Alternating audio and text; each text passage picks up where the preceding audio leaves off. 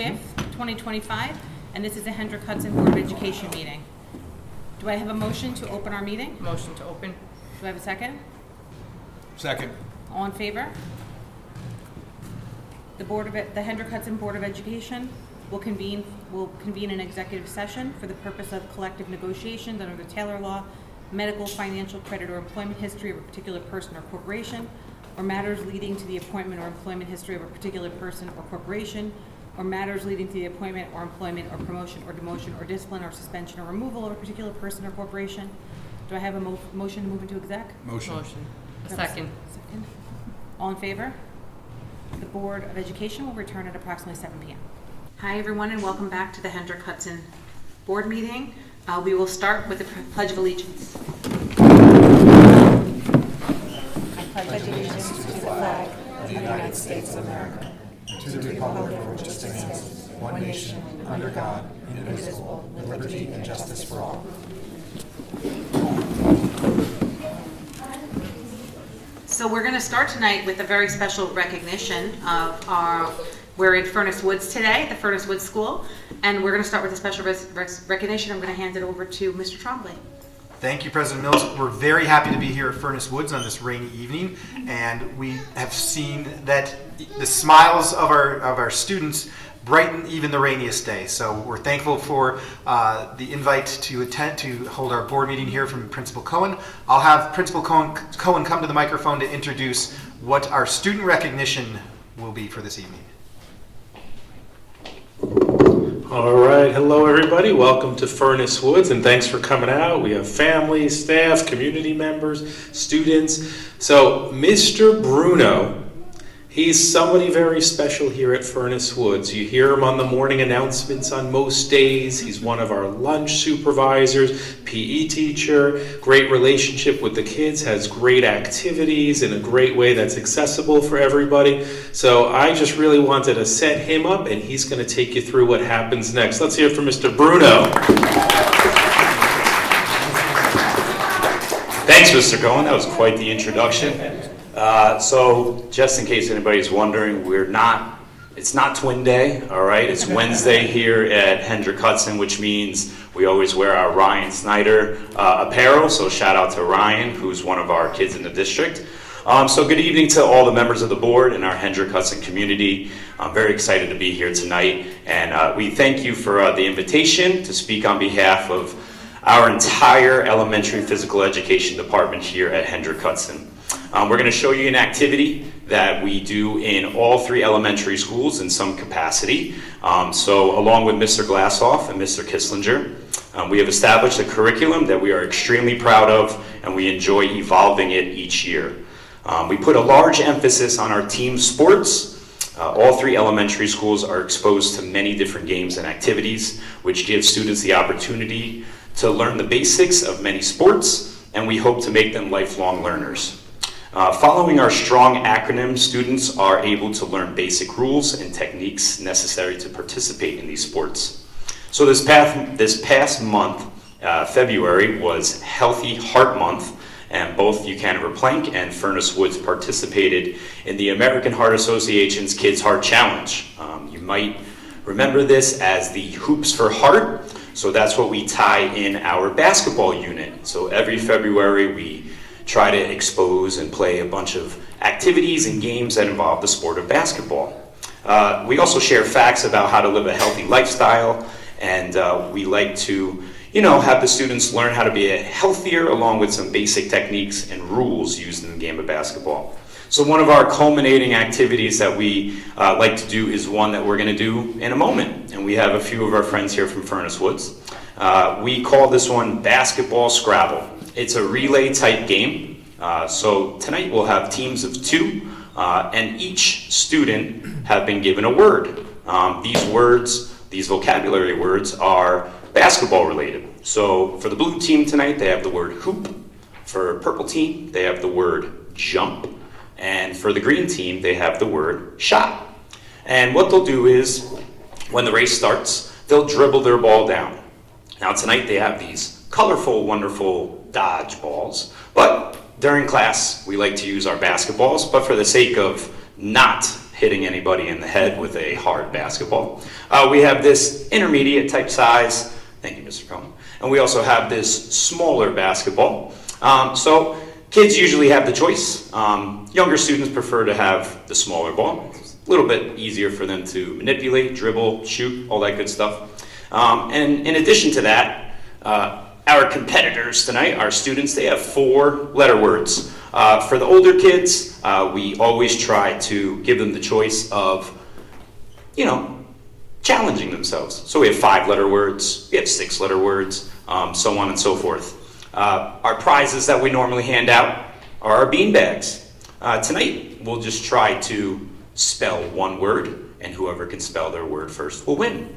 So located down here, we have our letters on the floor, and on my signal, we'll dribble down. They'll find the letter in their word. Now, if they're able to make their jump shot on one of our hoops, then they're able to take the letter back with them. If they miss, it's all good, but we're only going to go one time. So we'll go back to our cone and allow our partner to start.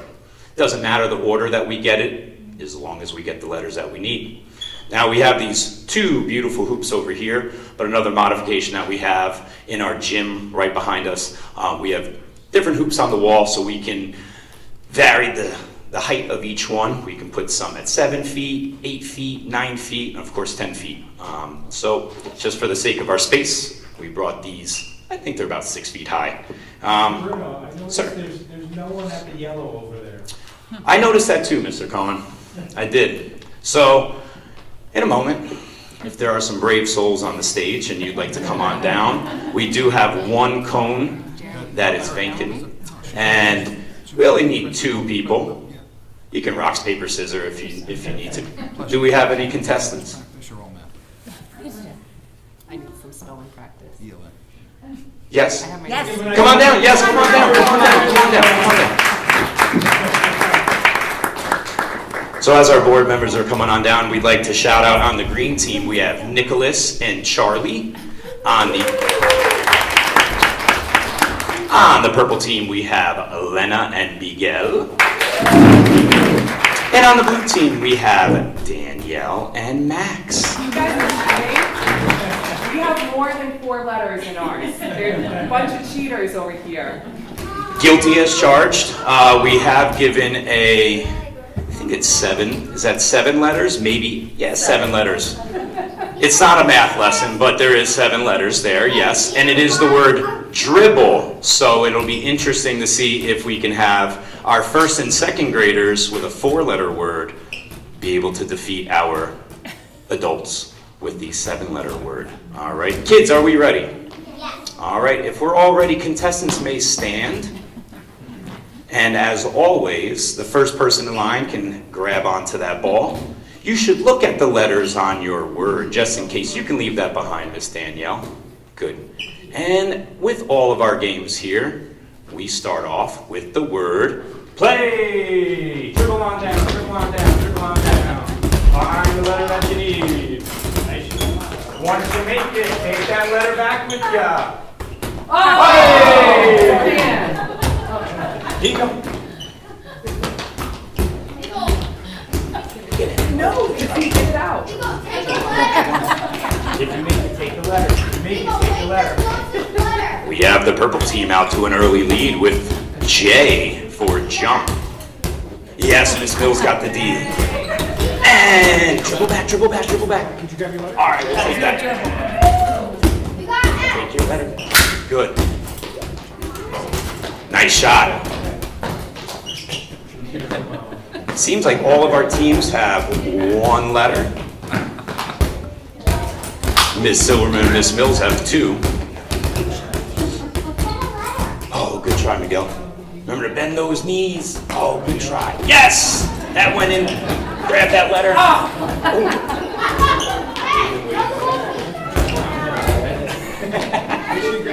Good job. When you have your letter, your word completed, make sure it's written out in front of you. Very good. Yes, good job, good job.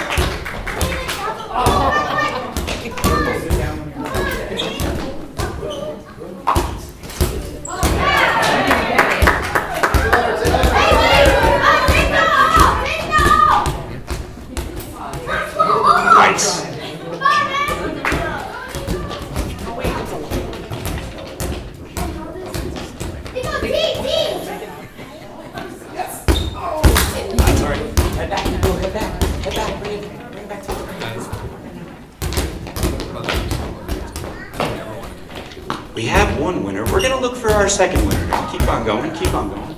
Beautiful. Yes, yes, yes. Come on, you gotta be mom. You gotta be mom. Good job, green team. Sit down, green team. Nice. Keep on going, Danielle.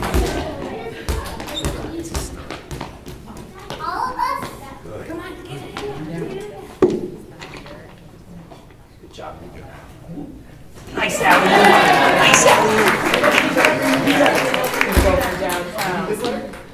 Oh, I missed. Darn. And we have our winners. Very good. Very good. So, in our elementary schools, we always celebrate with a silent cheer. So, in third place, give yourself a silent cheer for the blue team. And the green team got second. And our grand prize winners, the purple team. So, as you can see, we throw all of our basketball techniques and skills into our last game there. Dribbling, shooting a basketball, and then, of course, we throw in some literacy to make it a little bit extra fun. And that's how we play Scrabble basketball. Nice job, everybody. Thank you, everybody. All right, you can stay here for a moment. Back to Mr. Tremblay.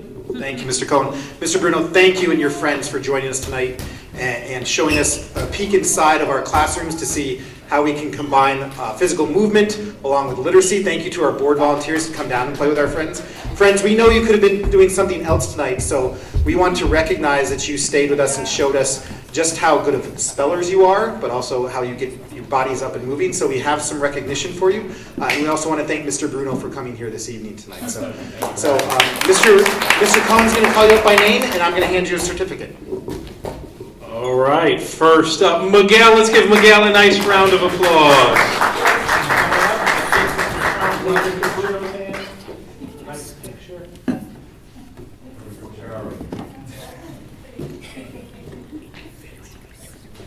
All right, a big round of applause for Danielle.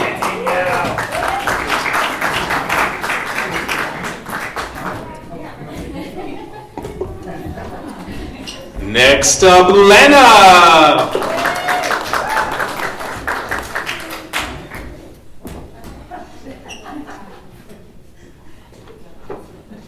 Nicholas.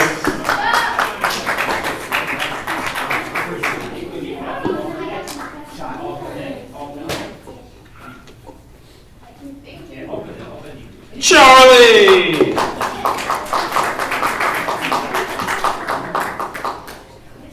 And last but not least, Max.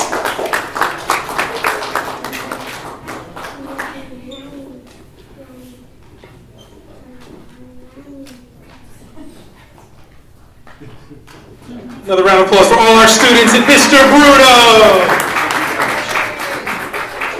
Thank you so much, Mr. Cohen, Mr. Bruno. I know I want to just thank you for allowing us to start off our board meeting with focusing on what it really is all about, our students, our future sailors, and taking a glimpse inside of our classroom to see all the wonderful things you're doing to support our students. So thank you very much. Thank you for having us. Thank you. Now to our friends and their parents, you are more than welcome to stay for a wonderful board meeting where we have budget presentations and policy work. But if you'd like to go home and practice your basketball a little bit more or study or sleep, you can do that. So thank you for joining us.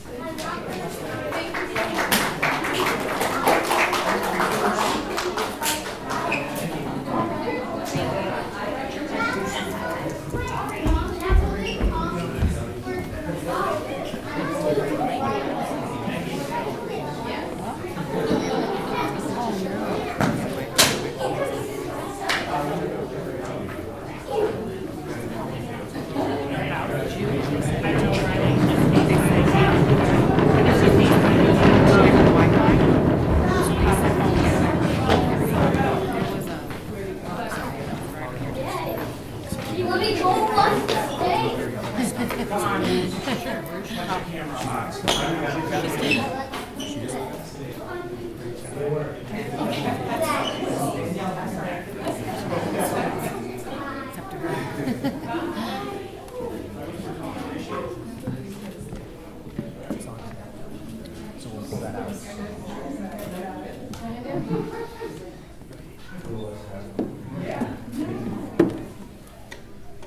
So that concludes our student recognition portion of the evening. I'll turn it back over to President Mills. Hi, now we move on to the approval of our agenda. Do I have a motion to approve the agenda? as Motion stated? to approve the agenda. Do I have a second? Second. All in favor? Do we have any non-agenda items? No? Okay, thank you. Does anyone have anything to pull from the consent agenda this evening? Do I have a motion to approve the consent agenda? Motion to approve consent agenda. Do I have a second? All in favor? All right, and then the next is a review of our a donation that we have been provided with tonight to approve. This is to approve a donation from the Hendrick Hudson 5th grade committee for $6,000 for the 5th grade trip to Ashokan. Thank you very much for this donation, 5th grade committee. That's a great contribution to support a very beloved trip for our students. So thank you for that. I know a lot goes into, I know firsthand that a lot goes into that. So thank you. Do I have a motion to, do you want to say something? Sure. Just want to thank the 5th grade committee for all of their efforts to support our children and going on this Hendrick Hudson tradition and the instructional components that are associated with it. Having gone on it for the first time last year, I can certainly see how it combines all the best aspects of nature, of science instruction, and of also gaining independence as it's a sleepaway. So thank you to the 5th grade committee for their support of this. I'm just a little disappointed that my team lost the kickball tournament, but we'll talk about that later. So do I have a motion to approve this donation? Motion to approve the donation. Do I have a second? Second. All in favor? Thank you very much. Okay, the next is audience comments on agenda items. Okay. And now we will do the presentation and discussion of the Hendrick Hudson Free Library, Technology and Special Education. And we'll start with welcoming the Hendrick Hudson Free Library to talk, present.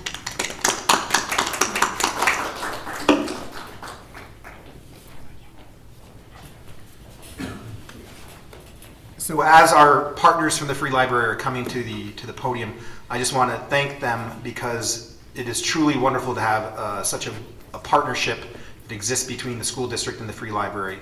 Just today, we were conducting interviews for an open position within the district. It's such a wonderful venue to be hosted in, with the artwork, the busyness of seeing children and families come in and out of there, and the space itself really is dignified and beautiful and leads to an overall wonderful event as we're welcoming possible new candidates to our district, but also for our staff to be there as well.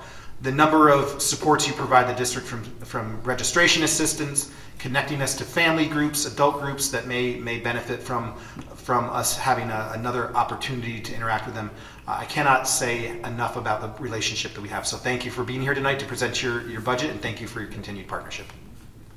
No, thank you very much, and we truly honor the relationship that we have. Sorry about the Scrabble basketball. We're not being able to dazzle you like the way the kids were, but we'll do our best with our budgets. So good evening, President Mills, members of the Hendrick Hudson School Board District and Administration, and fellow community members. My name is Kevin Quigley, and I'm the president of the Board of Trustees for the Hen Hud Free Library. I'm here tonight along with our library director, Jill Davis, as well as our fellow trustees, Marie Manor and Tammy Trudell, to present the proposed library budget for the fiscal year 2025 through 2026, and to request that this proposal be included on the ballot when presented to the public on May 20th of 2025. But before we get to our proposal, I'd like to talk a little bit about how our patrons use the library and the services that it recently offered. I'm the son of two librarians. They actually met in the library. And while most patrons don't share lineage similar to mine, every one of the over 86,000 people who came through the doors last year have a personal connection and benefited from our library. Maybe you're the proud owner of one of the more than 600 passports we processed, helping you whisk away to a long dream trip. Show of hands, how many people got their passports over at the Handheld Library? They'll never go back to the USPS, right? Seamless. Seamless. That's right. And if you're thinking of getting one, get it now before you go over for the summer, because time's a wasting, right? Additionally, you might be one of the 7,000 patrons who used our study rooms preparing for an exam. And coming soon, we have private soundproof booths that are coming to the library, so you can work even in a quieter spot. Those should be here in the next few weeks. Maybe yours is one of the 245 families that used one of our free museum passes, or simply one of the 18,000 people who attended one of the 1,200 programs that we offered last year. That's an average of more than 3 programs a day, curated with our community's patrons in mind for all ages and stages. One recent favorite was a rent-a-chick, and patrons were able to witness the development of chicks while they were growing in eggs, eventually hatching. Maybe this year we'll just give away the eggs, so you can cook them. How else does the library benefit you and the community? In 2024, we circulated over 143,000 items, addressing how people also use their media. Over 38% were electronic books and streaming services.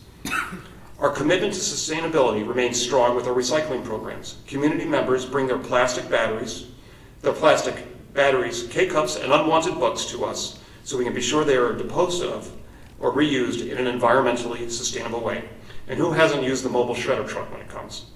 And if you have an electric vehicle, you can also use our charging station while attending a program. Our benefits aren't limited to inside the building. Next time you visit, please walk a lap around our library. We've added an outdoor elements like our story walk, or bang on one of our 3 musical instruments on the front lawn before joining us for one of our many outdoor concerts. We continued our partnership with the school district by offering after-school homework to help for K-5 students. They met over 60 times throughout this past school year, working with volunteers and staff to complete daily assignments and have a little bit of fun with some educational games. And not limited to helping just kids, we also offer adult E&L programs. The library even provides the instructors. These are just a couple of examples of the continued collaboration between the library and the school district. In the past few minutes, we just scratched the surface of what the Handheld Free Library brings to the community's table. And the Cortland taxpayers get all of these benefits for an average of $5 a week, and that includes the proposed increase. That's cheaper than a Dunkin' or a Starbucks. So on to our numbers. The library's proposed 2025-26 budget reflects a 3.9% levy increase, which is really a 0.87% budget-to-budget increase, less than 1%.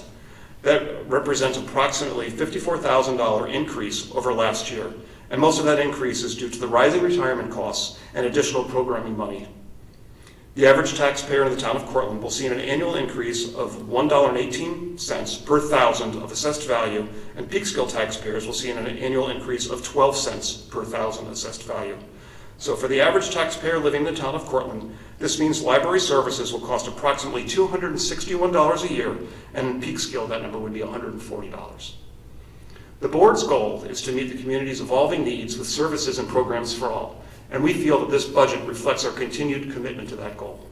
Thank you so much for the opportunity to be here and to present the library's proposed budget to be included on the May 20th ballot. Have a great night, and we hope to see you at the library.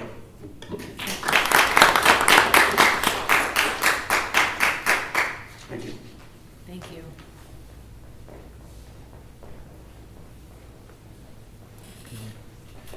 So for our next presentation, and just as a point of clarification, as we develop the ballot for our community's vote on May 20th, you will see the library's proposed budget as a separate proposition from the school district's budget too. So that will be included there. Thank you for your presentation this evening. Thank you.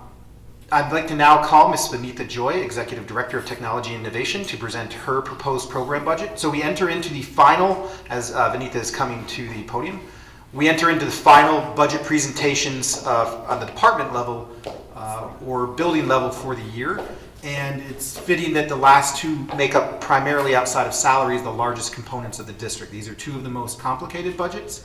that Vanita and our Acting Director of Pupil Personnel Services, Chris Moreno, will present, because they are often highly dependent upon a number of moving variables as they look to build the budget. So I'm very pleased to welcome Ms. Vanita Joy, our Executive Director of Technology and Innovation, to present her budget for the 2025-2026 school year.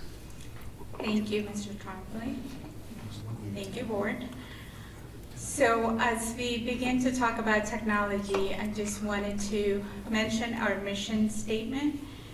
Everything that we do in technology directly ties to our mission statement to ensure each student is an engaged, passionate learner who achieves their maximum potential and contributes to the society. The next slide is a little bit about, I did put this up in the last budget meeting as well. Sometimes when you think about technology, you think about the network closet, the wires, the computers, the Chromebooks. You're not really thinking about all the other things that we do as a technology team. My team is not only in charge of infrastructure, but we also have data in our team. We have the telecommunications, the VoIP system under us, even the security things that we work with Amanda and her team, making sure those notifications go out when those lockdowns come in, 911 alerts are coming in. So there's a lot more than just Chromebooks and laptops that we do on a daily basis. I want to get into some of the things that we did this school year under Pillar 2, real world experiences. We did have 2 new platforms we introduced to teachers this year. SkillStruck is our K-5 STEAM curriculum. Our 3 STEAM teachers are well versed, and they've been working on a K-5 STEAM curriculum, which incorporates the SkillStruck, but also additional things that we do with teachers and students. School AI is, we had a subcommittee last year. We met, we had several sessions, we looked at several products. School AI is something that we did implement in the district this year. You see Nikki Stabale, who's actually at the school delivering a school AI session. She's also a new add-on to the technology team this year. On the right side, you see Mrs. Cohen, Danielle Cohen's class, actually participating with Nikki in a Monster Challenge program that we did with another school district. So the next few things you're familiar with, we do have a student help desk at the high school. Our student help desk program actually is also, we have a student who comes in, they do fix computers. They work out of the captain's quarters. When it's closed, they work out of the tech office at the high school. We also recruit kids through this program into our summer internship program. We did have 4 interns through the summer internship program. So before last year, we actually ran the program through our district. Last summer was the first year we were able to run the program through BOCES. So that means we just hire, they do all the hiring, the fingerprinting, all the legwork for us. Also, we get aid back on spending money on our summer interns through them. STEAM Innovation Day. Just a plug in there, March 29th is our 3rd STEAM Innovation Day in the district. Please join us. It will be another successful Innovation Day. Pillar 3, clear and targeted communication. We did quite a bit of work in this area, mainly our data team. Parents for integration with bus routes, we currently have bus routes are in our TransFinder system, which updates Infinite Canvas on a nightly basis. From Infinite Canvas, it goes to Parent Square. Any changes to student bus routes are communicated to Parent Square. If a bus is delayed, the transportation department is able to send a message out to those students' families to let them know that the bus is running late. At this time, they are trained on doing this. So we're ready to move forward with that. ADA compliant board policies on website. So after our website is now ADA compliant. It never used to be when we had the old website. Our board policies, I had actually communicated that in one of the board reports. You can find them under Board of Education policy corner. It is searchable, it is translatable, so it is ADA compliant. We also translated our K-5 report cards this year, Spanish report cards. So for the first time, we do have Spanish report cards online in the portal. If you have not looked at elementary report cards, please do. Parents for integration with high school and middle school attendance notifications and high school letters. We used to have first class mail goes home when student was 5 days of absence, 10 days of absence from a class until they are credit denied, because we do have the credit denial policy. Those letters were first class mail that are going home. So now we worked with the attendance office at the high school and middle school. We have not switched to parent square letters at the middle school, but we did implement this at the high school this year, where the attendance office sends out those letters through parent square, and if there's any issues with that, we would send out a first class mail. Automations and integrations. For probably about 3 years now, this is like one of those areas that you can please the staff easily by integrating things. So for the past 3 years, we didn't really have integrations between any systems when I started the district. So this is kind of like our last few things that we integrated this year. Infinite Canvas staff single sign-on, which means staff don't have to remember their username and password. It's not different than their Google. They can log in with their Google, same as Infinite Canvas, into Infinite Canvas. Also, rostering. So Google Classroom, Go Guardian, these are 2 programs in addition to all the things that we have in ClassLink, probably over 30 to 40 different systems in the district. All of those are rostered, which means when a student is registered in the district today, if it's before 12 o'clock, we do create an account login for them. They are rostered into ClassLink so they can log into all the platforms that's available to them by the next day. It used to take quite a bit of time, like teachers would actually in the technology leadership meeting, they had said that was one of the best benefit that they are seeing, because they don't have to reach out to technology department to get a username, password, or to roster things. We also worked on Envision migration to Lyric. So Envision used to be direct with finance manager, business office, and our team worked together in migrating that to the Lyric. It was launched actually Tuesday morning. 2 days in, we're actually doing pretty good. More integrations, streamlining that we did this year, were Windows 11 environment fully in the district. We moved from Windows 10 to 11.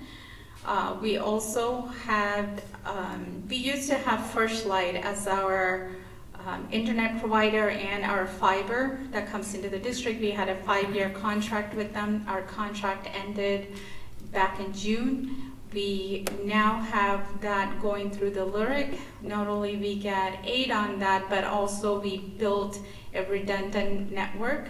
High school was the only place that we had everything running through the high school. So if high school went down, the entire district went down. So now we have a redundant network where we have fiber coming into the high school and also the middle school. So if high school went down, middle school is able to get the district back up and running for the whole district, so we don't have any downtime. So that work was completed. Also, the copier 5-year contract. Our 5-year contract with Canon came to an end last June. We currently have a new contract through Canon, but through Lyric, so we get aid on that as well. And we did move to centralized printing and cloud printing. We have some little quirkiness that are happening that we're fixing, but for the most part, our district, starting with 3rd grade up to 12th grade, is on a centralized printing model, which means we don't have printers in every single classroom. Also, we launched our new help desk system, ServiceNow. That's been out for about, during the break, so it's been out about over 2 weeks now. In the next slide, I usually like to put like a 5-year hardware replacement plan for the district. So you can see the last 4 years, and this year is a very light year. You'll see on the other school years that we always replace 5th and 9th grade Chromebooks. So we had a new process that we built when I started working here, which is students will get their devices in 5th grade. They keep that device 5th, 6th, 7th, and 8th. Then at the end of 8th grade, we give them their 9th grade device, which they keep until 12th grade. We also used to buy these devices a year in advance because during COVID, we had a lot of supply issues. So we started buying them so we don't have any delays in getting those Chromebooks out to the students. We don't see those delays anymore. That's why you don't see during summer 2025 next year's our IPA or installment purchase. I don't have Chromebooks in there because the 5th and 9th grade Chromebooks is right now in our shelves ready to go. So in May, we will be distributing them to the 9th graders at the end of this year, May. So next year's, we will start to have 5th and 9th grade Chromebooks back on our replacement cycle. And I'm sorry, I just want to go back one more. We did move to Frankie Lindsay School in Furnace Woods. We moved from desktops and laptops to just laptops. All of our teachers had a desktop and a laptop. We did move away from having 2 devices from staff to just having a laptop. That worked out actually really good. Teachers did report out during the technology leadership meeting that initially they were all worried because they were more worried about, their keyboard and mouse and everything is going to disappear. That was not the case. It was just the laptop.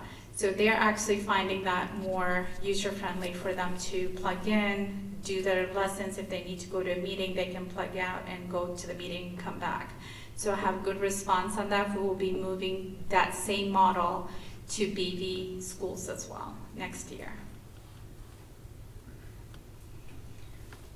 Also, a summary of help desk.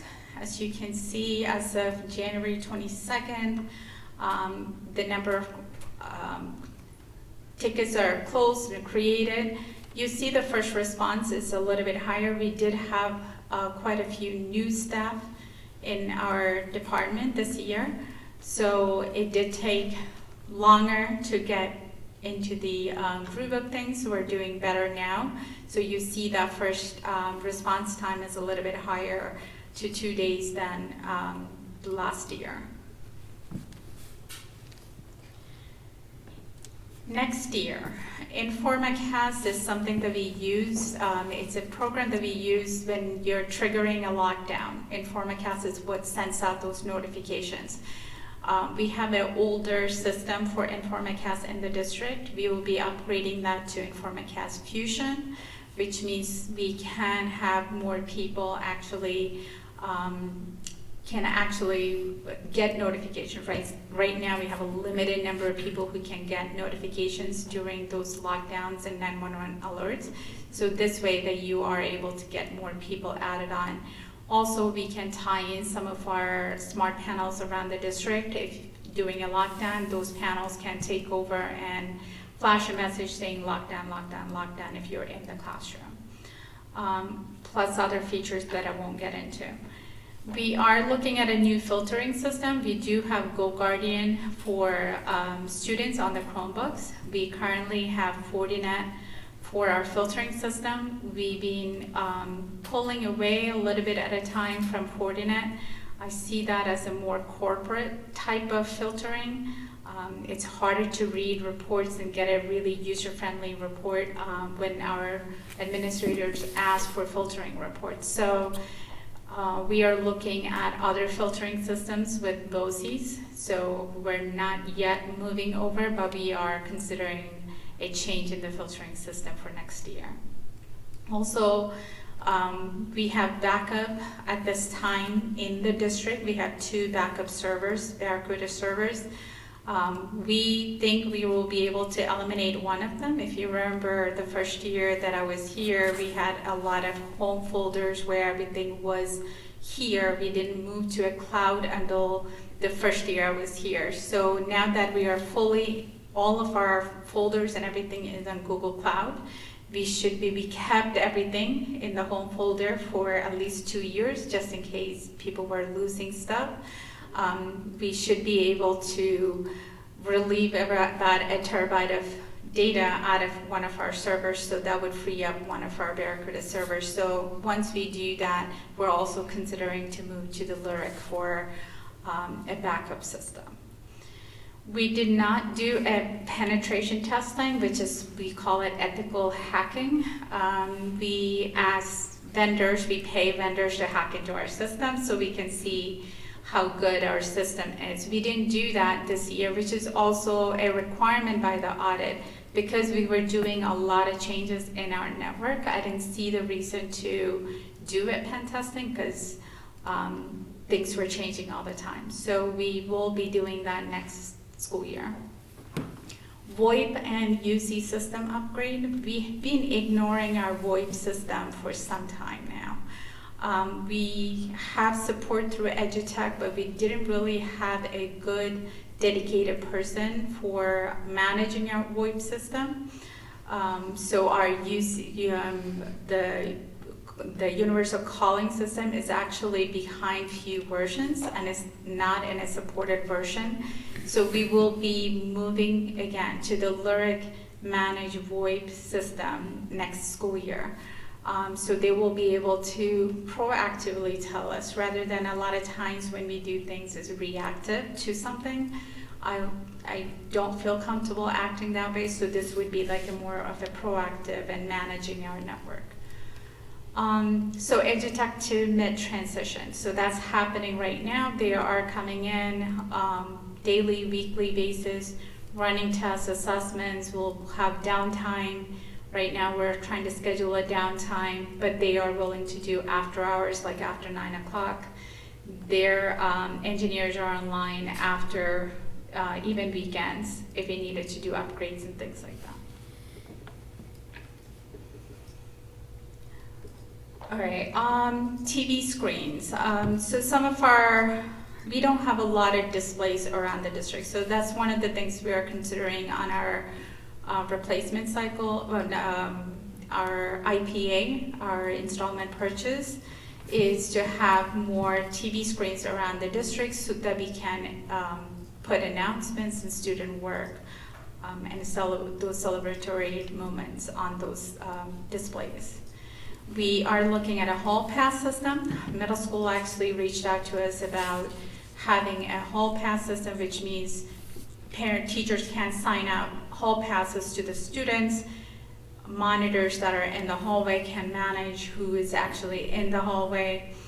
We can also say on that particular bathroom, you can only have 3 kids going to that bathroom or in that hallway at a time.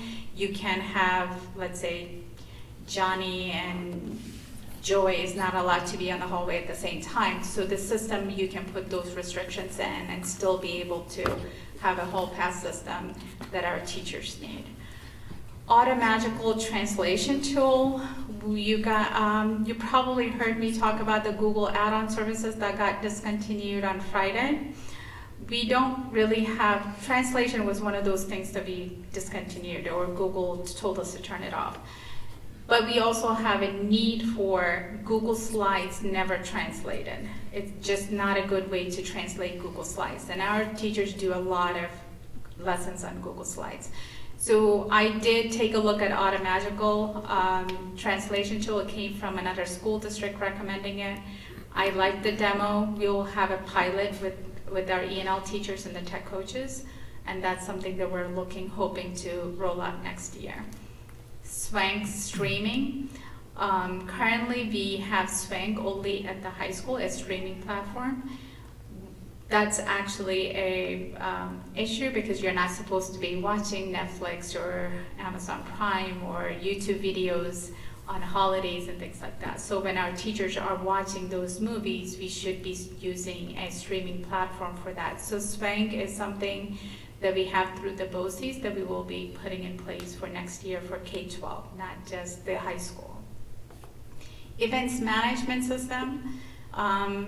We started the work on that. We hope to finish by June 30th. This is where nonprofit organizations or internal staff can ask for a room. Like, for example, if this needs to be used for a PTA event, they can book this room in advance, and that paperwork and everything goes through a online system rather than paper forms. And you're probably tired of hearing me say MFA, multi-factor authentication. We have MFA for all the administrators at this time, but we will be moving towards all the staff having it, which means they might need a, what we call a UV key or some type of key to actually authenticate. So they will be moving to that. Right now, the date that I told the technology leadership is October 1st. 2025. And that summarizes my budget. So the hardware budget is always something, and this is not the installment purchase, it's the hardware budget is usually like we have an emergency. We just had one at the middle school. One of our UPS was getting hot and it was actually leaking into one of our racks. So now we took the UPS out, we had to replace that. That's not something that we budget for, it's just an emergency. We would use the hardware money for those emergencies. So that's why you see the $50,000 still there. Most of the time we don't use it, we'll put back into the fund balance. The mileage is something new. We always had mileage, but this is now under the technology budget for just technology needs. The contractual budget, you'll see a negative $604,000 plus. That's because of the transition of a lot of our contractual obligations and EduTech actually coming off of that and is going to BOCES. The contractual expenditures on the next line for the lease is actually, we used to have the IPA, I call it, the loan program through the Chase lease. We don't do Chase lease anymore. We do the installment purchase through BOCES, but we still have 2 more years, I believe, left on that Chase lease.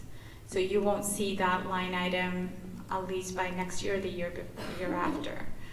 Materials and supplies is basically Chromebook parts, cables, batteries, things like that. I didn't make a change in there. We're doing okay in that area. Computer software.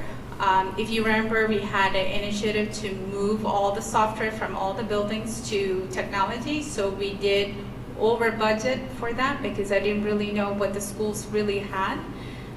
We didn't spend that much. So that's why you see a decrease in that area, because a lot of the softwares, even though they were with the building, we negotiated through, or we actually started buying through BOCES. So you see that increase in the BOCES budget because we moved a lot of things from contractual software and things like that into the BOCES budget.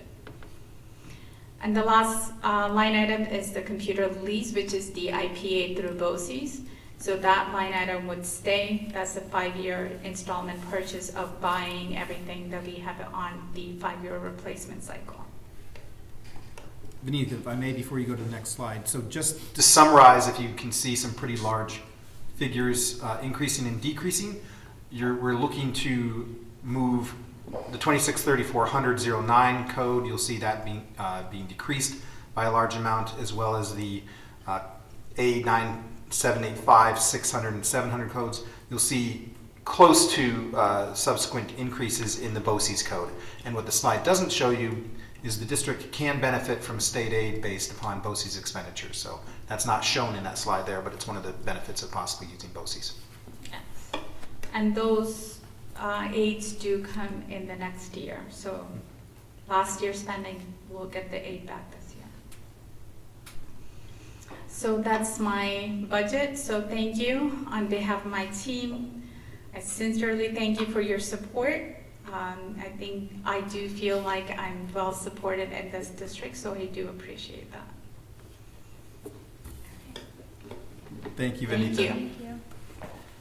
Board, just to let you know, we'll hold all questions until we have our final budget presentation of the evening, and we'll take you through some other frameworks such as parameters, and then we'll definitely give you an opportunity to ask questions, and Vanita and Chris will stay around. But we will call Christopher Moreno, our Acting Director of Pupil Personnel Services, to the podium to present the Pupil Personnel Services proposed budget.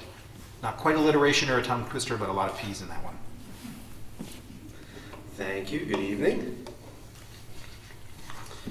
So as Vanita and everyone's been presenting, we are here. Our mission statement at Hendrick Hudson School District is to ensure that each student is engaged, passionate learner who achieves his or her maximum potential and contributes to society. Obviously, the PPS department is very dedicated to that as well. As far as highlights from this past school year, in additions, we were able to install our Flex program at Blue Mountain Middle School, which is a program that's focused on supporting students with school avoidance or school attendance issues and social emotional regulation issues throughout the school day. With that program, we've seen a reduction in behavioral referrals for those students who are in the program, as well as increases in student attendance overall. So we're very happy with the performance of that program so far. In the future, we'd like to look to obviously expand that reach. In addition to that, we continued and expanded our high school anchor program, which is a program that was developed to support our neurodivergent population, our students at the high school, who need additional support in areas such as social communication, executive functioning, case management, and interpersonal conflict. So that's been very successful. We have seen very strong gains from our student population in that program. We have an additional ABC class at the K2 level. And we've also been able to increase our mental health supports for our student population here at Hendrick Hudson. We implemented the VIMUS screener this year, which is a screener that's helped us identify students who, through the screener, maybe have gone unsupported in some of their mental health needs, and we were able to provide internal and external resources for them and their families. In addition, we've had our mental health first aid training, which is a train-the-trainer training. A group of teachers and administrators became trainers for our students to identify signs in their peers of mental health need and helped essentially bring them the resources that they need to support each other. We've also been able to provide increased professional development opportunities for our mental health staff, and we were able to add 2 school psychologists this past year, which has been very helpful. As for next year and some of the things you might see in the upcoming budget, we would like to continue to expand our anchor program to Blue Mountain Middle School to fill that need of support for our student population there, and also add full-time or consistent special education services inside of our Flex support program. Both would be budget neutral additions to programming through their PPS department. And then I also would like to continue our psychiatric consultation through a direct contract and not through our BOCES contract. You will see some incremental increases in our budget lines for out-of-district tuition. Year over year, there's usually a marginal increase, 2 to 3% in BOCES, and also obviously the tuition in other private and public school programs.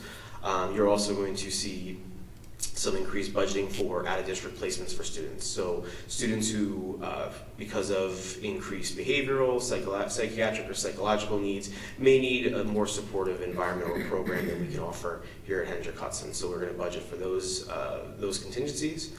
You're also going to see some incremental increases for materials and supply costs. Obviously, things are just becoming more expensive, and so every year we want to make sure we budget for that. And then we talked about the increased mental health support, including the direct contract with a psychiatrist. We currently have a relationship with a psychiatrist, but the direct contract would allow us to have preferential scheduling and more access to that individual, which would be beneficial for our population. So our equipment code, we have a slight decrease in that line for next year, looking mostly to replace large-scale items that we might need, especially for our OT and PT providers to work with our students. So when things break down or if we need to add another piece of material or equipment, we have that budgeted for. Then we have our mileage code, which is a new code this year. So this is mileage for our PPS staff, related service providers who travel to and from placements, travel to and from buildings through the district, observations, things of that nature.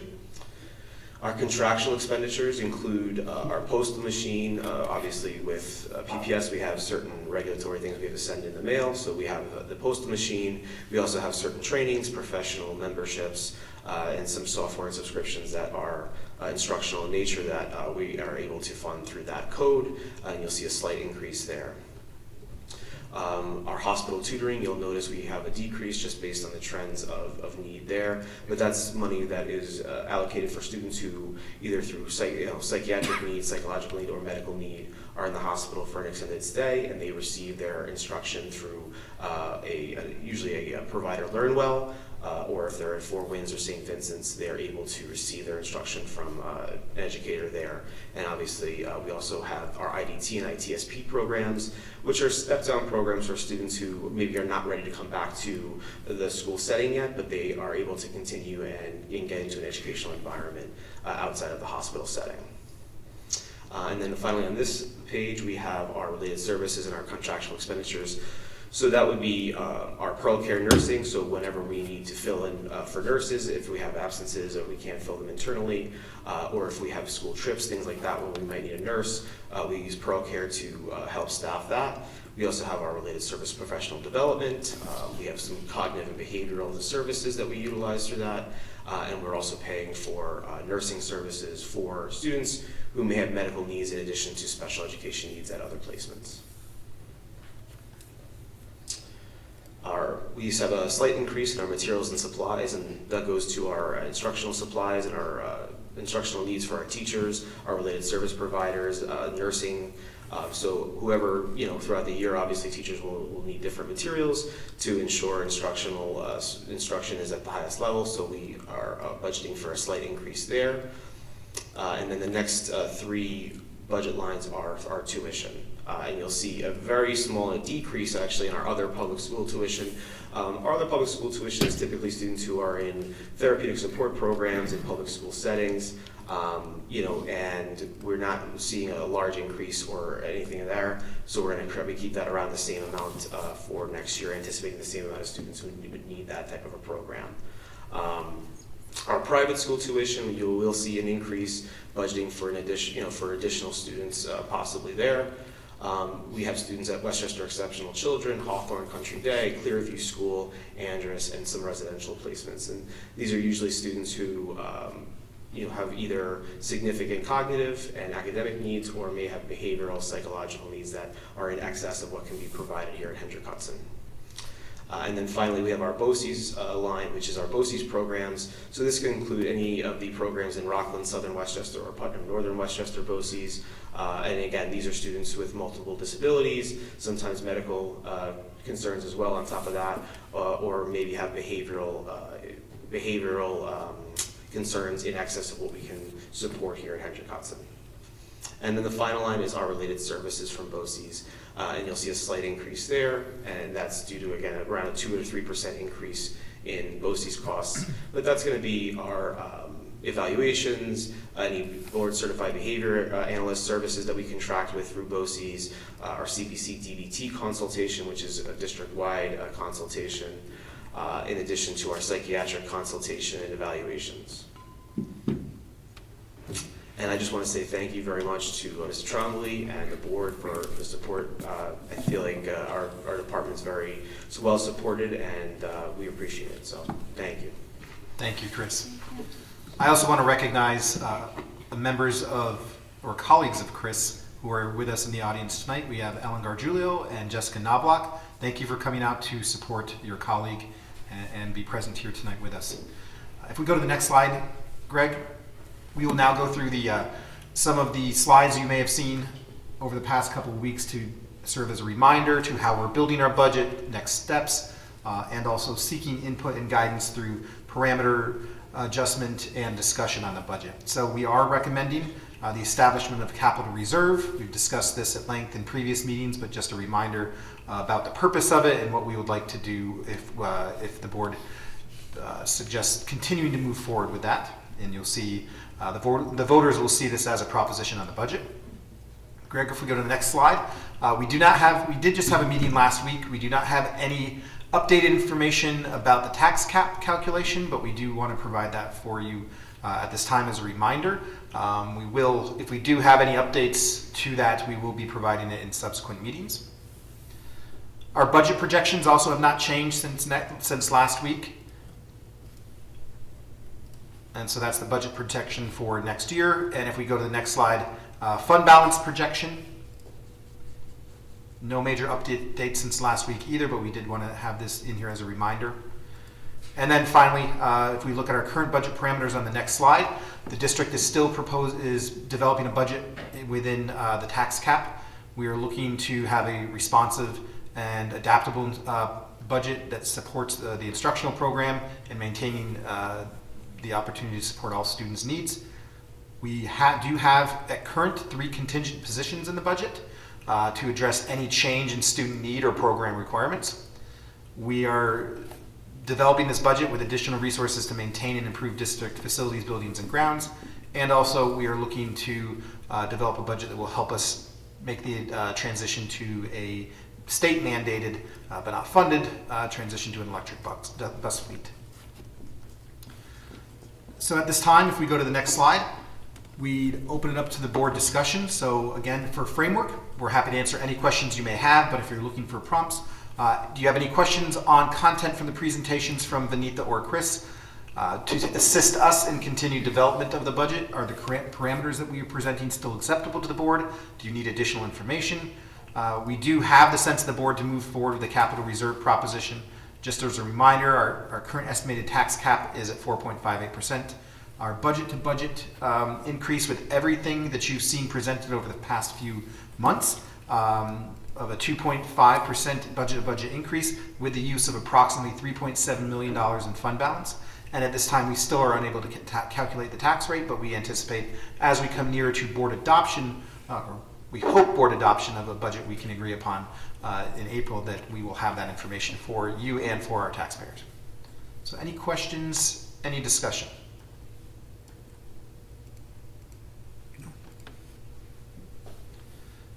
All right, just as a reminder of our budget, I'm sorry, did you have a question? I just wanted to say thank you. It was very thorough, and the presentations were very clear, so I think that's why we're so good, so thank you. Thank you for that feedback. And yes, Vanitha and Chris do have 2 of the larger components of our program budget, so it's often the part of the budget that is in flux. So thank you both for your presentations. If we go to the next slide on our budget development calendar, we are already we've come to the final program department level budget presentation, which will lead us to our March 15th day of fun, as I call it, mandatory fun, as we used to say in the military. It's a full day where we will go line by line through each budget code. A draft agenda of that day is linked in this presentation. You may ask, what is the difference between the very thorough presentations we've been delivering to you since December and that line by line? One, it's going to be a more updated projection of what we see as a proposed budget. And as the presentations that you've seen over the past couple of months are telling a story about the numbers, that will be pure numbers that day. And it will be simply the board will have a scaled down version of the budget book that will be available to the public, and will include each line by line historical spending, year-to-date spending, proposed spending, and any change. So if there's any data in there that you need to drill further down, there'll be members of our administrative team available throughout the day, and it will be a day to really dig into the budget, as I know we're all looking forward to doing that. Also, just a reminder, I haven't said this in recent weeks, but it has been on the slide projection. A reminder to families, if you are planning to enroll your student in non-public schools and you would like to have the district provide transportation, your forms for non-public transportation requests must be submitted by April 1st of this year. The forms are available on the website of our transportation department, and there's also a link in this presentation. And just a reminder on the next slide about our budget vote of if you need to be a registered voter, how you can register. The date of the budget vote is May 20th, and if we need to do a revote on the budget, that revote is on June 17th. If we do need to do a revote and go to we do end up in a situation that has us adopt a contingent budget, these are the contingent budget rules on this slide. And then that's our budget presentation for you this evening, board. Thank you.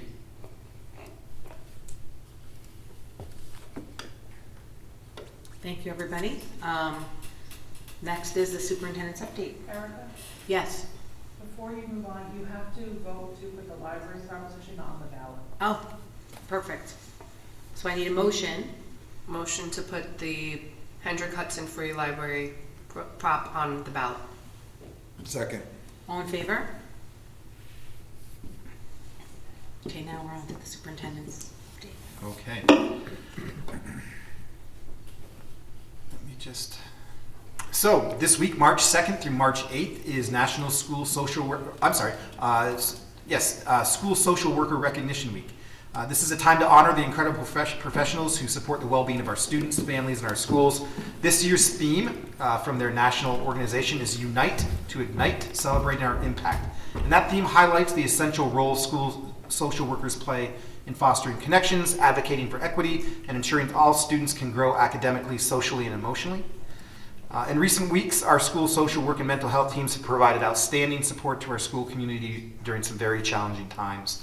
Their ability to offer guidance, connect families with critical resources, and create a sense of stability for our students is invaluable. We always know as educators that if our students are not ready to learn, they will not be able to learn. So often school social workers help our students get to that state.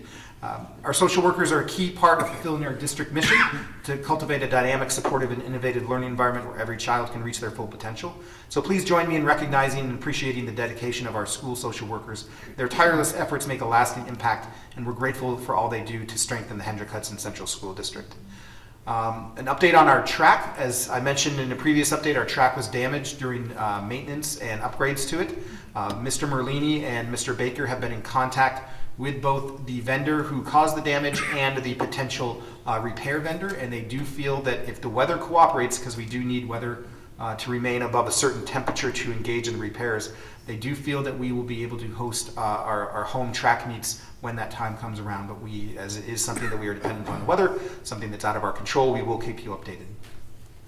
I did mention before that in 2026, Hendrick Hudson High School will celebrate its 100th anniversary. As we said, a milestone that truly deserves a celebration. Just a reminder, our first meeting of a task force, the Centennial Celebration Task Force, will take place on Tuesday, March 25th, 2025, from 6 p.m. to 7 p.m. in the Hendrick Hudson High School, and we'll give you a more specific room as that date approaches. If you'd like to join the task force, please email me at michael.trombley@henhudschools.org or call my office at 914-257-5512, extension 5110. We have a fantastic opportunity to connect with two of our state representatives, Senator Harcum and Assemblywoman Dana Levenberg. The PTA Advocacy Committee is hosting that town hall at this particular time because this is when the state is developing their budget as well, and Senator Harcum and Assemblywoman Levenberg have made themselves available to us on a number of occasions and in a number of different ways, but this is an additional exposure to provide them with insights and feedback that could support Hendrick Hudson as they develop the state budget. That town hall will take place on Thursday, March 6th at 7:30 in the high school library. It's tomorrow, yes. I do want to take a moment to acknowledge recent events that have occurred in our district. And to say that the past few days and weeks have been difficult for our school community would be an understatement. It's times like these that we are reminded of the profound strength, compassion, and resilience that define the Hendrick Hudson Central School District and the larger community. While we mourn together, we also stand together, offering support, comfort, and stability who need it most.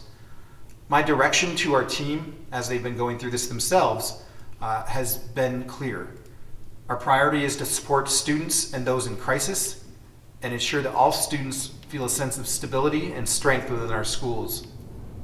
I want to take a moment to recognize the outstanding work of our building-based response teams and all staff in our buildings who have supported students, whose efforts have been nothing short of extraordinary. Our administrators have led with compassion, ensuring that staff and students have the support they need. Our building mental health and emergency response teams have navigated incredibly complex situations with professionalism, care, and unwavering dedication. And through it all, colleagues and friends have shown remarkable kindness, lifting up each other in ways that truly embody what it means to be a community. I also want to extend my gratitude to the Putnam Northern Westchester BOCES Regional Crisis Team, which is a group of educators from across the region who come to support other school districts outside of their own school district in times of crisis. Their partnership and expertise have been invaluable in supporting our staff and our students in our community during this difficult time. You hear me speak to it a lot about our shared district mission, which is to create dynamic, supportive, and innovative environment for all members of our educational community. In moments of challenge such as we faced over the past few days, it's the supportive piece of our mission that shines the brightest. The care we have shown as members of this educational community for one another over these past few days is a testament to those values that we hold dear. I'm incredibly proud to be part of a school district that demonstrates such profound compassion and unity, and thank you for the role that each of you plays in making Hendrick Hudson a community where we take care of one another. Together, we will continue to move forward, stronger, more connected, and ever committed to the well-being of our students and staff. There are no questions requiring follow-up at this time. And I will now ask Dr. Stephen Garcia, Assistant Superintendent for Human Resources and Leadership Development, to provide his report to the Board of Education, and he will be the only cabinet report of this evening.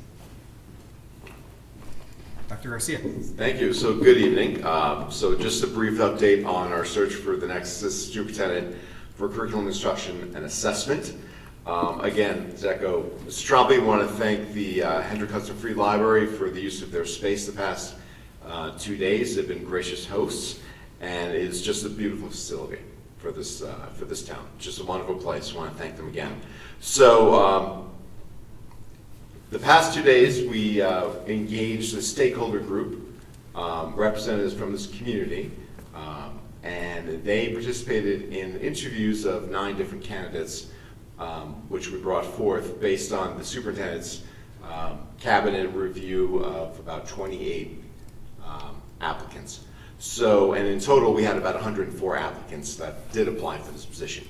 So the past few days have really been a fascinating and really an engaging experience for all the members. I just want to thank the participants on this committee, in particular our administrators. We had Anicia McGill and Dr. Cynthia Kramer. Faculty representatives, we had Sabrina Santucci Pereira, Janine Rizzoli, Christina Ogowetsky, Craig Solomon, Megan McConville, Amy Trezza, and Jim Rogulski. The parents, we had Janine Eichenholz, Christine Tehan, Debbie Rivera, and Jessica Burbeck.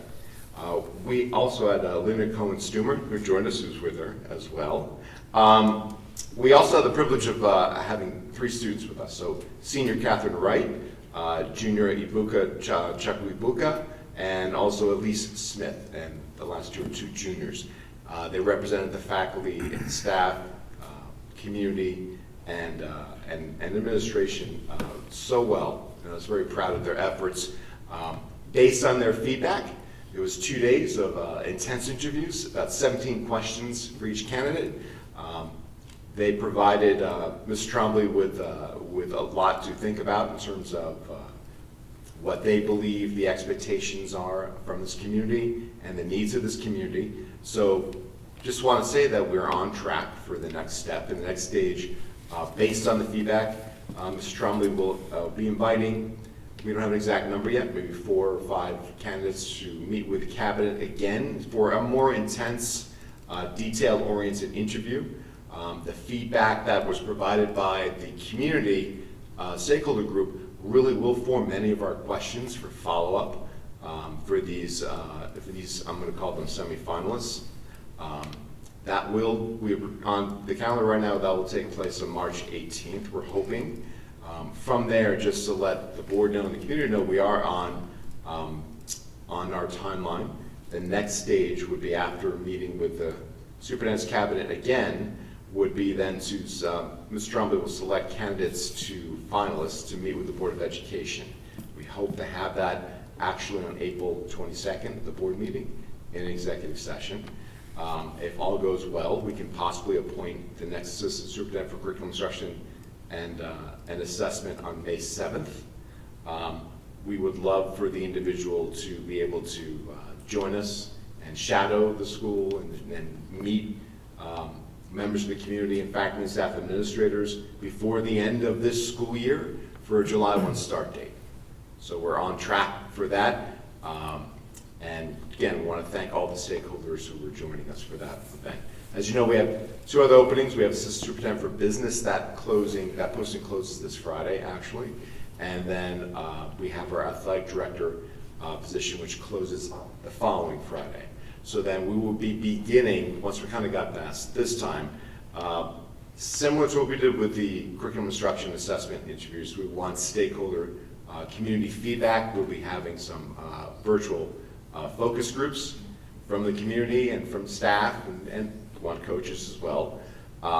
From that, we will be developing a leadership profile for the next athletic director and similar process that we will follow. We know that Mr. Baker is not leaving us, thankfully, until actually end of this calendar year, so we do have some time, but ideally we would like an individual to be appointed by the board in the fall and to shadow and actually begin working with us for the end of the fall-winter season. So that's our update, and I want to thank the community and the board as well. Thank you, Dr. Garcia. I do want to share with the board that there was ample feedback provided to us about the process as well. And the community stakeholder group shared with us how they felt the process was thorough, that the candidate pool that was brought to them represented high quality candidates, and that the process was as I said again, very thorough and engaging. So I do want to thank Dr. Garcia for leading that process and the nationwide search that did yield 100. I thought it was 106, but Dr. Garcia is smarter than I am, so it's 104. We'll go with that number. Those candidates that have given us this pool to select from. So that is our update at this time. I will, as always, ask my children to go to bed, and I turn it back over to President Mills.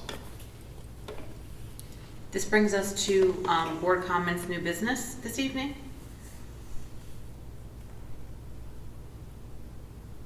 I just wanted to mention a couple of things. I just wanted to take note of the Wizards event this past weekend.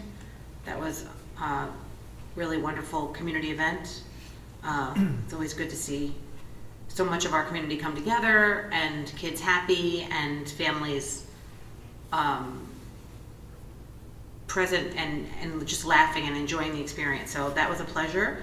And just to note that the fashion show, the high school fashion show is moved now to Saturday, and we still have tickets available.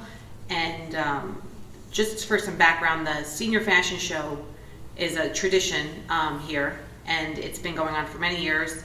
This is about the 22, 23, 24. This is the fourth year it's been back since its COVID hiatus. And all proceeds are for the PTSA, and they help to fund the senior awards for the seniors, but as well as other PTSA programs. So it is also just a fun event to celebrate our students, and you know, it's nice to see them come out of their comfort zone a little bit because it's kind of uncomfortable for some of them. But today we had a rehearsal and it went really well, and it was nice to see, you know, the group come together. So that's this weekend. The doors open at 6:30, and tickets for all students are $10 and adults are $20. So I just wanted to give them a little bit of a plug here. I know how much work goes into it because I am involved in that. Because anything that helps kids is important. I think is very important, and this is one of those things where the kids are just like the Wizards. The kids are just so happy to participate in it. So, can you buy tickets there? Yep, we're selling tickets at the door. think that was my only board update. Anyone else have anything? Okay. I do want to thank, point of privilege, if I could thank Linda Cohen-Stumer, who is filling in as our district clerk this evening, while Cameron Koch is out. So thank you, Linda, for performing this very detail-oriented, very demanding, and difficult task. So thank you.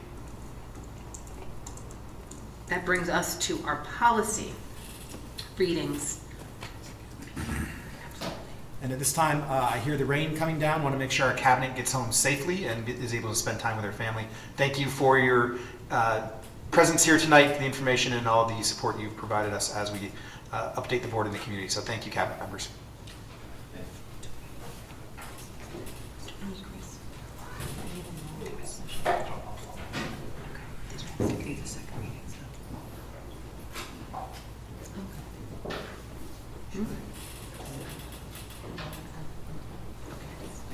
Okay. All right. Okay, so we're moving on. Tonight there are 1, 2, 3, 4, 5, 6, 7, 8, 9, 10, 11, 12 second readings, and then just one first reading. Okay, so we're gonna have to get approve or get through these, or there's a bunch, so just bear with us. Tonight we're gonna start with the second reading of revision of policy 4321.1, provision of special education services in the least restrictive environment. The Board of Education recommends. Motion to waive the reading. Second. All in favor?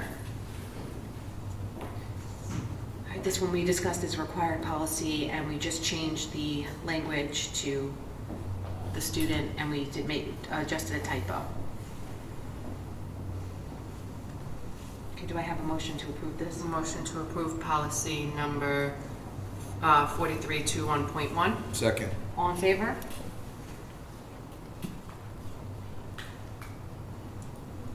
The next one is second reading, revision, policy 4321.2, school-wide pre-referral approaches and interventions. Motion to waive the reading. Second. All in favor? Anyone have any questions on this one?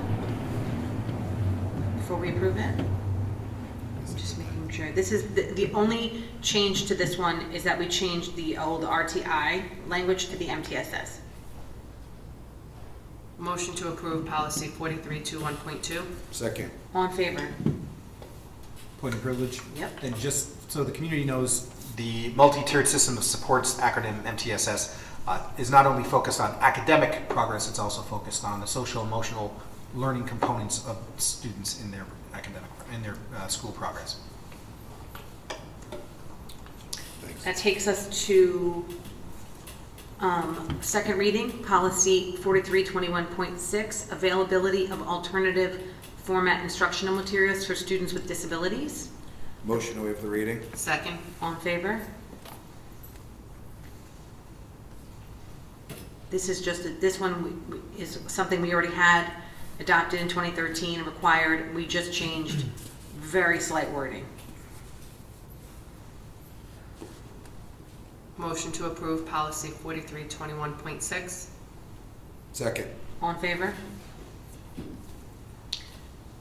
Next is second reading, policy 4321.9, declassification of students with disabilities. The Board of Education recognizes. Motion to waive the reading. Second. All in favor? This is a new policy. The only thing about this, and this is one of those technical pieces, Mike, is, and I don't know if anything can be done, it's just where this breaks here.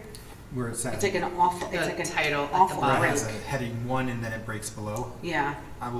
Carmen and I can look in to see if we can just either Just bring for, it down the full. just so people don't miss that part, because sometimes you miss that if it's broken like that. I don't think that impacts our approval of it. No, that'd be it. Yeah, I was going to say motion to approve policy 4321.9 with moving the title down. Second. All in favor? Okay, the next one is policy second reading, policy 4321.12, timeout and physical restraint of all students. Motion to waive the reading. Second. All in favor? This one, just as we go through the next couple, remember this is the policy. Next, we're gonna have the regulation, and then there are about 2 or 3 exhibits that are all the forms that go with emailing out to the parents what happened, like the letter they get and the form that's filled out. So just understand the next 4 are all connected to the same policy. Is this a new policy or is this a? We do not have it, but it is required. Okay. I believe it wasn't a policy, but it was something that they were doing, so now we're just streamlining it so that it's the same language being used, the same form being used. This was a NISBA recommendation to have it in a policy form. Yeah. Motion to approve policy 4321.12. Second. All in favor? The next one is second reading policy 4321.12R, timeout and physical restraint. All student, the regulations. This regulation contains administrative. Motion to waive the reading. Second. All in favor? This is the regulations to go along with the previous policy.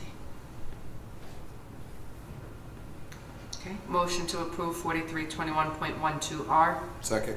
All in favor? Okay, next, second reading policy 4321.12-E.1, timeout and physical restraint, all students exhibit. Motion to waive the reading. Second. All in favor? So this is the letter that we were saying would be used to contact parents about the timeout or physical restraint used.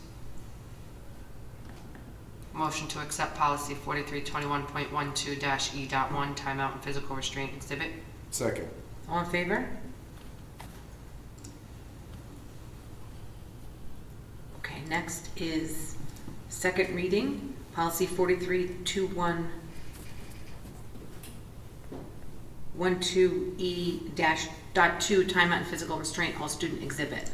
Motion to waive the reading. Second. All in favor? And this is the form. Yeah, This is just the incident report. Motion to approve policy 4321.12-E.2, timeout and physical restraint exhibit. Second. All in favor? Okay, the next one is the second reading of policy 4321.13, preschool special education. Motion to waive the reading. Second. All in favor?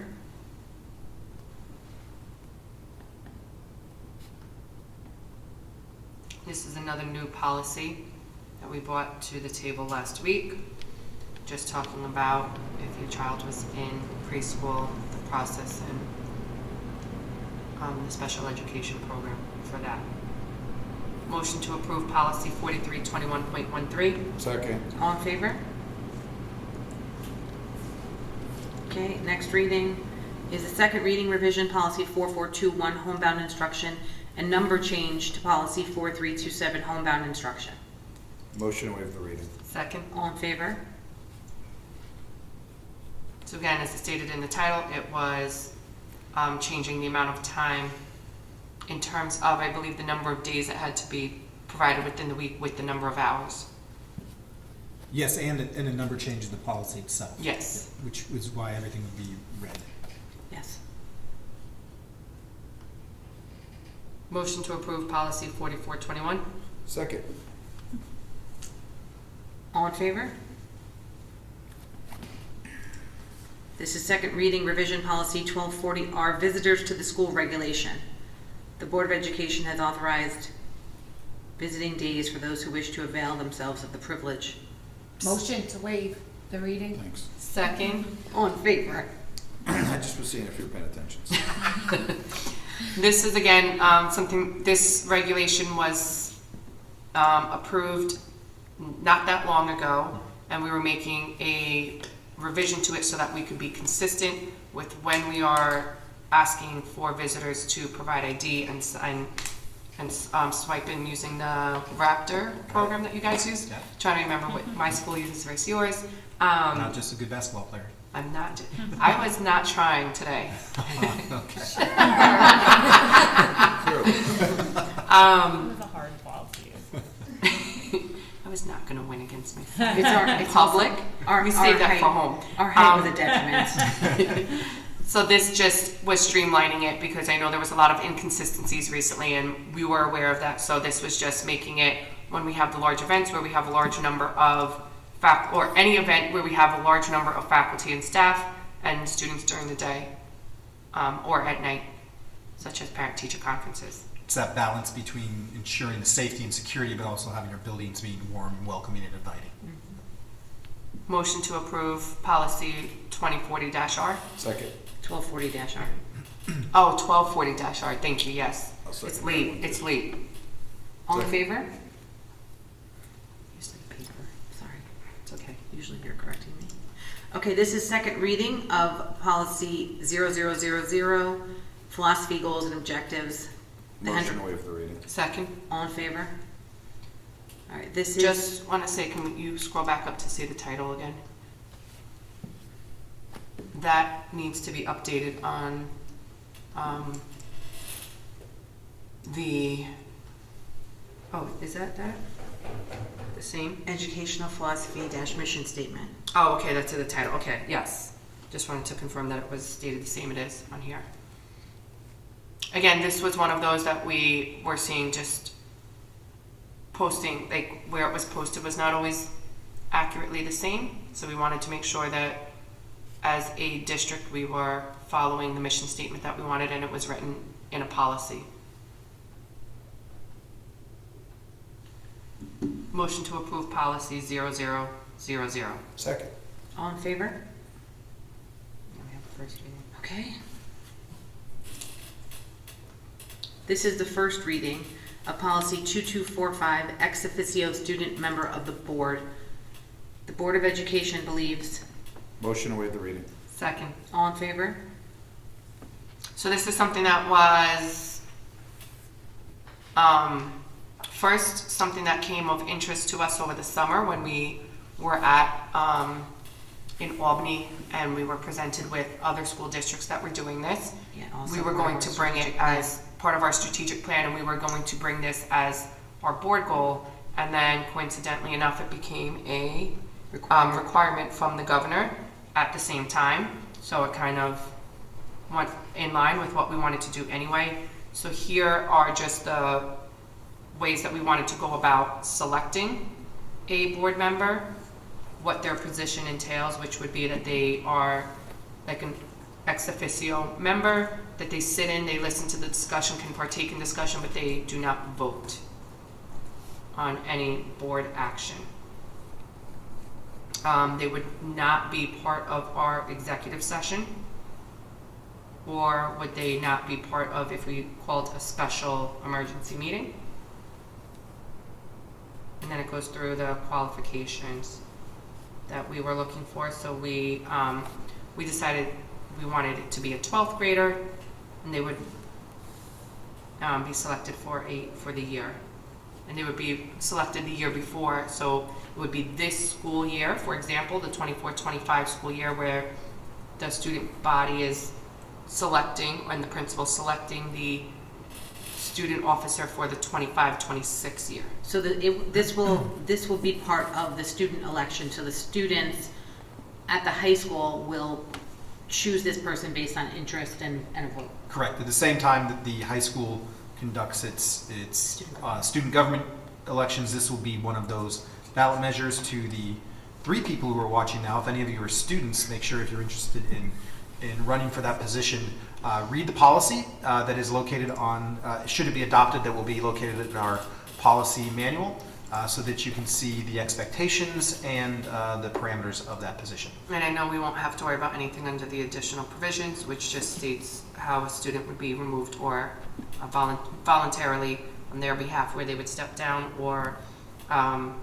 if they weren't following code of conduct or attendance, we would. In essence, they're students first still. Yes, they're students first. The only thing that I'm wondering is why this wouldn't be considered a required policy. Well, I guess, did it go into law yet as of this date? I do believe that it's going into effect. It's going into effect for next school year? Do we have to bring this back? Possibly then to mark it as required, you're stating? But I don't think it's a requirement now. Yeah, but it will be It'll for the next year, next so we have to make a note as a policy, the policy committee needs to make a note that this would have to come back, maybe Mike, you can remember, that we probably should bring this back once it's required in part of law, that we bring it back to make it required, just to reflect that. Of course. So I have a question. Do we need to go through the practice of that being a formal announcement, or do we just add required and not make it a part of a presentation because it's a law? We may have to check with we may have to just check, I would run I that think by the for attorney. full transparency and how we've been running it, I would bring it forward, and that would just be the red mark change that we're marking it required. I know you like to read and do the discussions, Yeah, so. it's really important. I have a question. Is the purpose for the student to, because I read the policy, it says impact board decisions. Is the student going to be required to do training like new board members? Yes, that was, Okay. that's under the additional provisions, if you look at the last part there, that they're responsible, the superintendent will, or designee, is responsible for arranging for an orientation and training program. Also, they don't do the board training like WISBA does for us? I'm sure at some point they're going to create gonna- one for Since it's those. gonna- I'm okay. sure, like, because every district's gonna have to do this, so I bet at some point there will be some formal training coming from them, but again, this is not in practice yet, like, we're preparing for that. But to your point, I'll ask. Okay. Well, additionally, I will, when we have our regional superintendent meetings, our monthly meetings, it's something that we can get on BOCES plate to see if they can put a regional training together for us too as well. Good idea. Great point, Stephanie. Okay, so this one we'll bring back to vote on the next time. That brings us to committee reports. We just presented my committee. Yes. Yeah, me too. No safety. No, curriculum, no. And I gave my PTA update already, for now. And you Finance you covered advocacy. Just did all of the presentations we saw. Yes, and all the presentations we saw. Yes, just so the board is reminded and the community who's listening in, the presentations you see during the budget season go before the cabinet to be reviewed, and then at a subsequent meeting, the finance committee, normally a week ahead of time, that provides the initial finance committee with insights, revisions are made, and then the final product you see brought before you today. Thank you. So that is the conclusion of our, Motion to close the meeting. Is that the way they say that? What do you say? yeah. Am I not Second. allowed to ask for that yet? Yeah, you can go make a motion to Second. close the meeting. All in favor? That's your job to say that. All in favor? All right. Thanks, everybody.